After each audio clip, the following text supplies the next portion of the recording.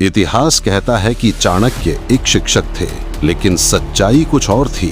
वे एक ऐसे गुप्त साम्राज्य के निर्माता थे जहां जासूस राजा से भी अधिक शक्तिशाली थे, और ये जाल इतना खतरनाक था कि दुश्मन राजा सपनों ने भी मौर्य जासूसों से डरते थे।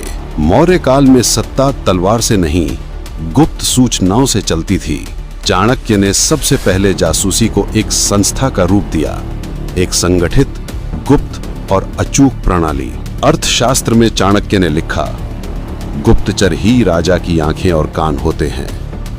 यानी राज्य का अस्तित्व सीधे सीधे खुफिया तंत्र की मजबूती पर निर्भर था। मौर्य जासूस किसी एक रूप में नहीं होते थे। वे व्यापारी थे, साधु थे, भिक्षुक, यहां तक कि नर्तक और कलाकार भी। महल के भीतर की जासूसी महामात्र और संधि विग्रह के नियंत्रण में चलती थी। हर रानी, हर मंत्री, हर सैनिक पर नजर रखी जाती थी।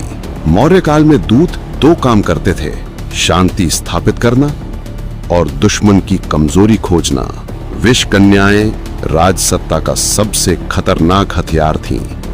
वे केवल हत्यारिन नहीं, बल्कि जानकारी हासिल करने वाली ह्यूमन इंटेलिजेंस डिवीजन भी थी। चाणक्य के जासूस छिपे संकेतों, कोड शब्दों और गुप्त निशानों से सूचना भेजते थे।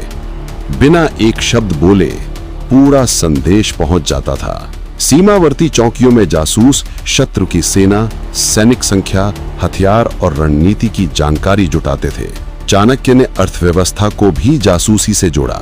कौन व्यापारी भ्रष्ट है, कौन खाद्यान्न छिपा रहा है, सबकी खबर रोज राजधानी पहुंचती थी। मौर्य साम्राज्य की शक्ति तलवारों में नहीं थी, बल्कि उन अनदेखे सैकड़ों जासूसों में जो हर जगह मौजूद थे, हर सवाल का जवाब ढूंढते थे और हर खतरे को जन्म लेने से पहले खत्म कर देते थे। और आज भी इतिहास की धूल में छुपा मौर्यकाल हमें सिखाता है, राज्य वही टिकता है जिसकी आंखें खुली हों और दुश्मन सोता रहे।